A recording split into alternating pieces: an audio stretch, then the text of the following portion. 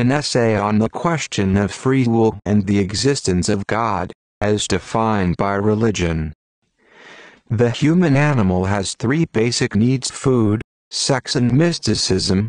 Mysticism, being the idea of God, a way to explain magic or the unexplainable, as in primitive times when lightning struck a tree and started a fire. It was comforting to have a handy, all-encompassing explanation of how and why these unexplainable events occurred, unexplainable events that were disquieting, terrifying, and an explanation was deeply comforting to our ancestors. In a world that was violent, in a world where life and death hung in the balance, totally out of the control of its human occupants. One must bear this in mind, as one ponders the idea of God. The human animal wants to believe in God and has a deeply seated need to do so. Like everyone else, throughout my life I have pondered the idea of God. What has struck me lately is there is no way to believe in God without also believing in invisible magic, and any time I am asked to believe in invisible magic, I am always suspicious that the hand of man has played a part in said magic. At one time human beings believed that evil spirits cause sickness, illness and death. As the species has evolved, we now understand how preposterous this was. It seems ridiculous to me to think that God would create mankind and leave us here alone on the planet without a single shred of absolute proof of his existence. As proof this God magic exists, most people offer you the good old belief takes faith argument. For me, this seems to be much like fairy tale bullshit. I think it's very convenient in a made up by human beings, ghost story type way, that we are expected to base our entire lives on faith, but with no real and absolute evidence whatsoever. If God wants us to do his will, why didn't he leave some sort of indestructible object on earth that constantly flashes updates of his will, so that we can all be sure and comply and be saved forever? He could at least occasionally keep in touch in some way that is indisputable, therefore assuring that all human beings have an opportunity to not only do his will, but also an opportunity to avoid eternal torment. With something this important, you would think he would have given us absolute proof to go on. Why play some sort of sick cosmic game of testing faith with the eternal existence of beings that he created in the first place? I ask you, how morally wrong is this line of thinking? If God created us, he would realize the difficulties that mankind has passing down important and absolutely vital information one generation to another, throughout the ages. If God is all-powerful, all-knowing and all-good, then he knew, upon creating mankind, that many of us would burn in hell forever. This is the flaw in the free will theory of human existence. This means that God created at least some of us for no other reason than to burn in hell forever. I simply don't buy this argument.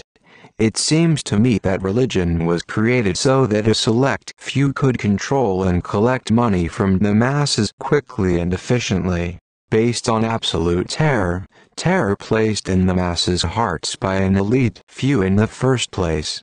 I also find it ludicrous that God has so-called chosen people who he loves more than all the others.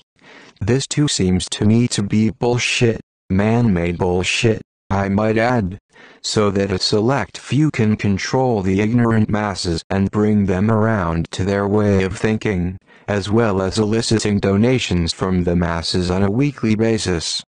Considering the size of the universe, I find it puzzling why God would want us to worship him in the first place. This idea seems to me as silly as the idea of a human being insisting that microbes sitting on a kitchen countertop worship him. Also, religion brings into play the absolute epitome of sadomasochism. That is to say that you must simultaneously love and fear an all-powerful, omnipotent being that will torture you for eternity, if you do not. Bo. before him. This is reminiscent of women who are in abusive relationships, forced to both love and be terrified of their mates. Studying the nature and evolution of man, this seems to me to be a uniquely human idea of God or religion, that is simply made up, out of our most perverse urges. Personally, I wouldn't want a God that insists I bow before him. What kind of a sick universe would that be? A universe where you bow before an all-powerful cosmic bully. If free will does exist, why would a cosmic bully force you to bend your knees before him? This is not free will. This is the idea of God, the torturer, God the dictator, God the abuser, God the masochist. This seems to me to be human thinking and not the thinking of God, giving me the only direct evidence I have regarding the God illusion, direct evidence that the God myth is of human design. If one traces the evolutionary path of the human animal and understands the beginnings of these primordial urges, thoughts and ideas, it is easy to see that the man-made idea of God grows from a twisted human urge to force others into bondage, both physical and on an even deeper level, sexual bondage. Being a human being and possessing the three basic needs of man, the need for food, the need for sex and the need for God. I do like to believe, and in fact am genetically compelled to believe sometimes, that there is a higher idea of God, a truly all-good benevolent being, that permeates all things in the universe. A God that goes beyond the small and pitiful idea that religion foists upon us, at every given opportunity, ideas founded on fear, both controlling the populace and gleaning monetary tribute from the population at large, a form of cosmic extortion. Give me money and do my will, or be tortured for eternity. No one can say with 100% certainty if God does or does not exist. What I can say, with 100% certainty, is that the God of religion, therefore the God presented to me by man, possesses an absolute flaw in logic and therefore cannot exist as religion presents him.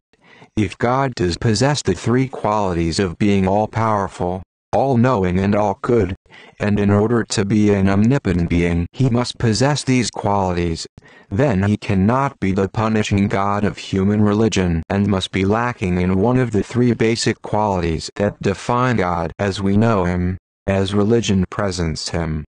The nearer the church, the further from God.